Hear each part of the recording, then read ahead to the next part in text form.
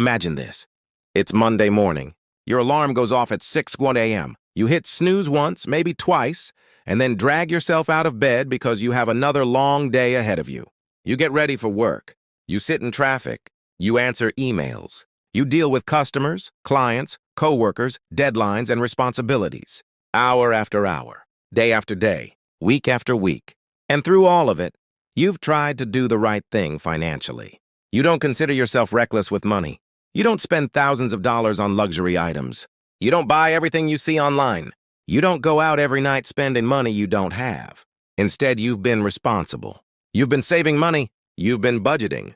You've been trying to make smarter financial decisions. Maybe you've even started investing because everyone keeps telling you that's how wealth is built. So you follow the advice. Save more. Invest more. Be patient. Wait for compound interest to do its thing. Sounds simple enough. But then something strange happens. 5 years go by. Maybe even 10. Your income has increased. Your savings account has grown. Your investment portfolio is larger than it used to be. And yet, you still don't feel wealthy. You still feel financially stuck. Unexpected expenses still stress you out. A job loss would still be scary. A major emergency could still throw your finances into chaos. And financial freedom feels just as far away as it did years ago. Meanwhile, you look around and see other people making progress much faster. Some are buying homes. Some are building businesses. Some seem to be accumulating wealth at a completely different speed. And naturally, you begin asking yourself a difficult question. What am I doing wrong? Because you're working hard. You're earning more than you used to. You're saving money. You're trying to invest. You're following the rules. So why does it feel like you're running as fast as possible but barely moving forward? Here's the thing.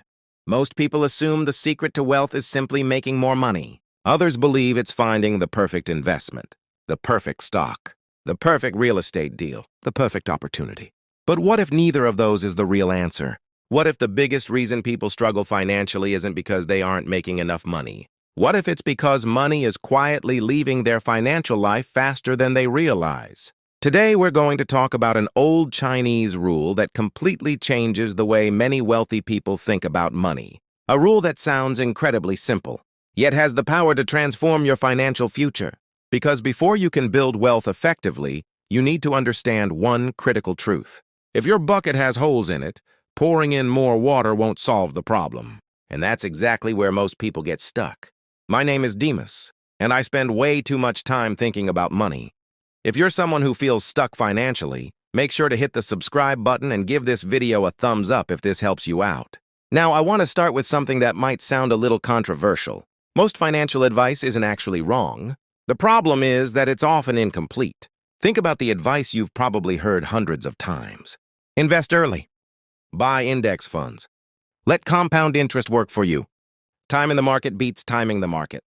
And honestly, those ideas are generally solid advice. Historically, the stock market has been one of the greatest wealth-building tools ever created.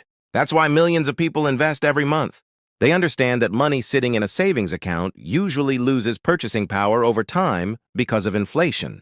So naturally, investing seems like the obvious answer. And for many people, it is. But here's what most people don't realize. The average person isn't just investing. They're investing while carrying debt. They're investing while paying high interest on credit cards. They're investing while financing cars. They're investing while making monthly payments on personal loans. In other words, they're trying to build wealth while part of their income is constantly flowing in the opposite direction. And that's where the traditional advice starts to fall apart. Because wealth isn't simply about how much money you invest. It's about how much money you actually keep. And that distinction changes everything. This is where things start to get really interesting. Because once you understand the hidden relationship between investing and financial leaks, you'll see why so many hardworking people stay stuck for years despite doing everything they were told to do. There is an old Chinese principle that can be summarized in a very simple sentence. Before opening a new source of water, plug the leaks in your bucket. At first, it sounds almost too simple. In fact, you might hear it and think, well, obviously. But here's the thing. The most powerful financial lessons are often the simplest. Imagine you're standing next to a large bucket. Every month, you pour water into it. The water represents your paycheck. The harder you work, the more water you can pour in. A raise means more water. A side hustle means more water. An investment gain means more water. So naturally, most people spend their entire lives focused on finding ways to add more water. They chase promotions. They work overtime. They search for better investments. They start side businesses. And none of those things are bad. But there's one problem. Nobody stops to look at the bottom of the bucket, because hidden underneath are several small holes. At first, they don't seem like a big deal. A little interest payment here, a monthly fee there, a credit card balance, a car loan, a personal loan, a financing plan. Individually, they seem harmless, but together, they create a constant leak. Month after month, year after year, money quietly escapes before it ever has a chance to build real wealth. And this is where wealthy people think differently. Most people focus on increasing income. Wealthy people focus on increasing efficiency. They understand that earning an extra dollar is valuable, but keeping an extra dollar is often even more valuable. Because every dollar that doesn't leak away can be saved, invested, and compounded for years into the future. That's the hidden wisdom behind this Chinese rule. Before you focus on filling the bucket faster, make sure the bucket can actually hold what you're putting into it. And once you understand that idea, you'll never look at money the same way again. Now let's put some real numbers behind this idea. Because one of the biggest mistakes people make in personal finance is focusing on what feels right instead of what the math actually says. Imagine you have $10,000 sitting in your bank account. Most financial influencers would immediately tell you to invest it. And at first glance, that sounds reasonable. Historically, the stock market has generated average annual returns of around 8% to 10% over long periods of time. So if you invest that $10,000 and earn 8% in a year, you've made about $800. Not bad. But now let's look at a different scenario. Instead of investing, imagine you have a credit card balance charging 22% interest. You take that same $10,000 and use it to eliminate the debt. What just happened? Most people think nothing happened because they didn't make any money. But that's not true. In reality, you just avoided paying 22% interest. You effectively earned a guaranteed 22% return. No market risk, no volatility, no bad years, no uncertainty. Just a guaranteed financial improvement. Think about that for a second.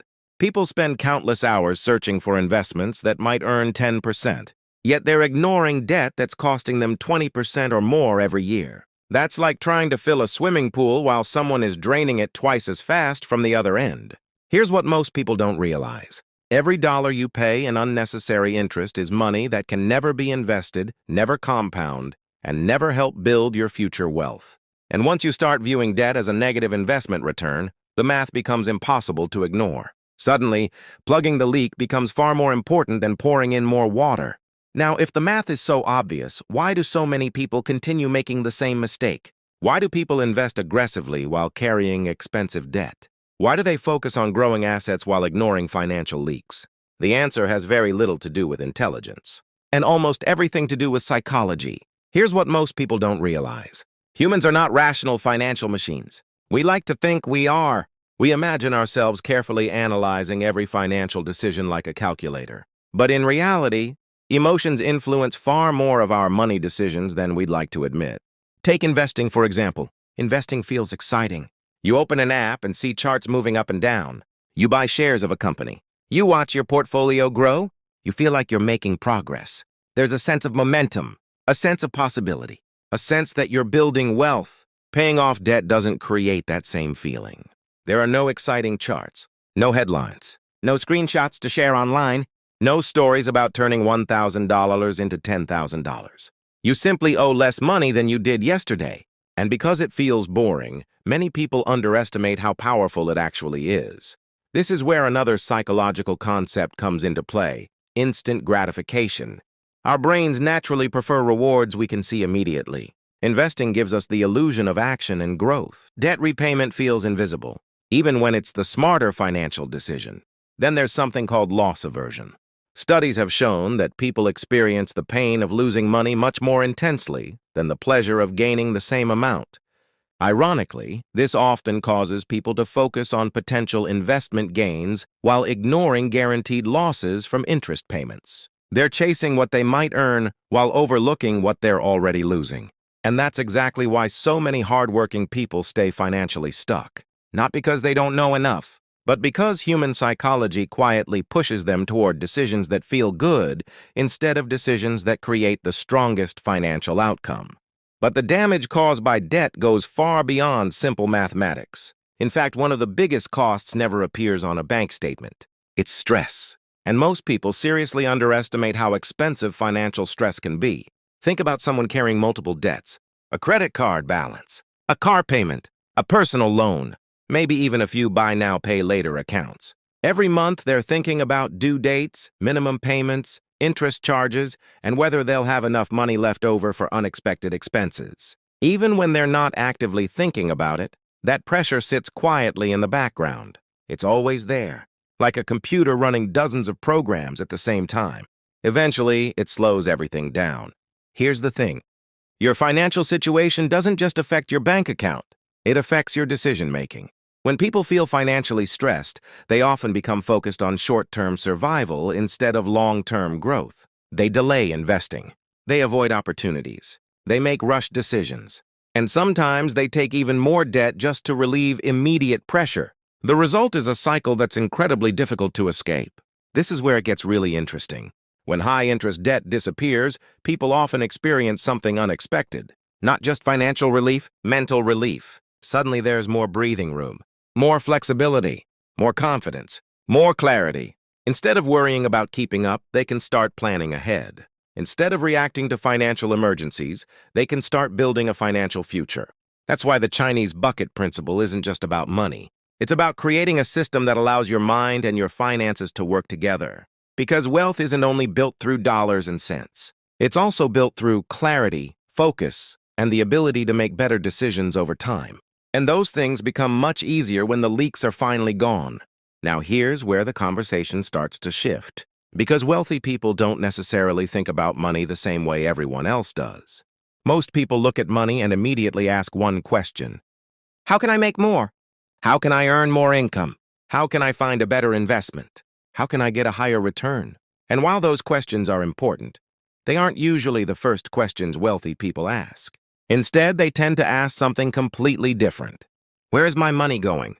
What's reducing my efficiency? What's slowing down my progress? Look, successful businesses understand this principle extremely well. When a company wants to increase profits, the first step usually isn't opening 10 new locations or launching 5 new products. The first step is often identifying waste. They examine every process, every expense, every inefficiency. Because improving efficiency allows existing resources to go further. Personal finance works exactly the same way. The wealthy understand that wealth isn't simply about generating more money. It's about directing money with purpose. Imagine 2 people earning the exact same income. The first person earns $80,000 a year but loses a significant portion of it to high-interest debt, unnecessary fees, impulse purchases, and poor financial decisions. The second person earns the same amount but keeps more of what they make and invests consistently. Who becomes wealthy faster? Usually the second person, not because they earn more, but because they waste less.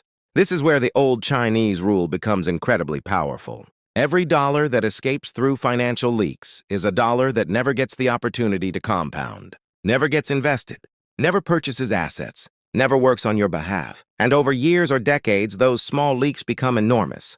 That's why wealthy people often appear financially disciplined. They're not obsessed with being cheap. They're obsessed with efficiency because they understand a simple truth. Building wealth isn't just about increasing the amount of water flowing into the bucket. It's about making sure the bucket can actually keep it. At this point, you might be thinking, okay, I understand the idea, but what should I actually do? That's a fair question. Because understanding a financial principle is one thing. Applying it in real life is something completely different. So let's turn this idea into a simple framework. The first step is building a small emergency fund.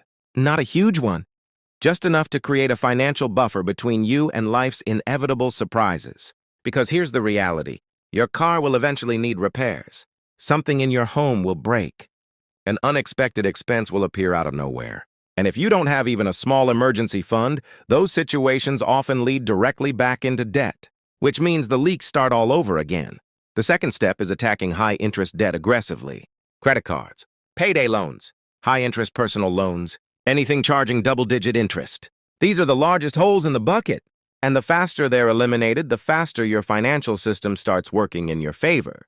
The third step is taking advantage of employer retirement matches if they're available. This is one of the rare situations where you're essentially receiving an immediate return on your money. Ignoring an employer match is often like refusing free compensation. The fourth step is increasing investments once the major leaks have been addressed. This is where compound growth becomes incredibly powerful, because now your money isn't fighting against high-interest debt at the same time. It's actually working for you.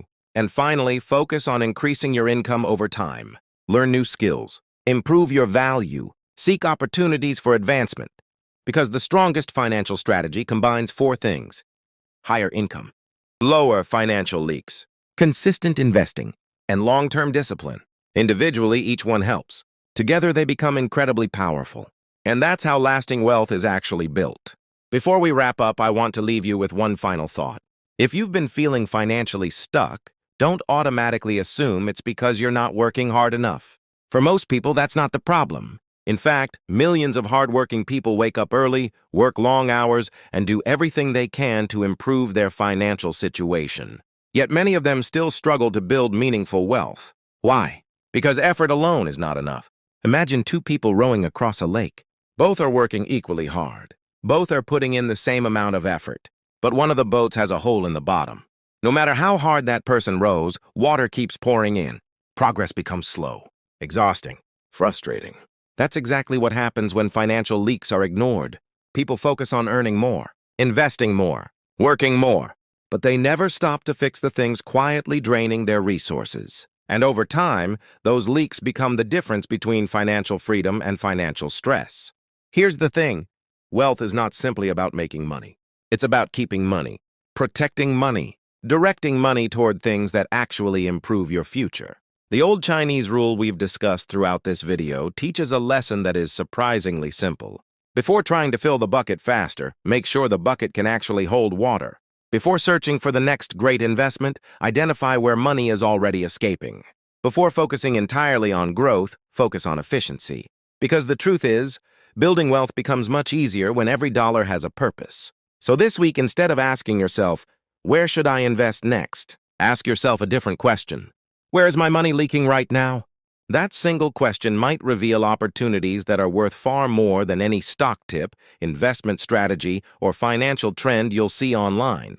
Fix the leaks, strengthen the bucket, then let time, discipline, and compound growth do the rest. And when you do, you'll realize that wealth was never about moving faster. It was about moving smarter.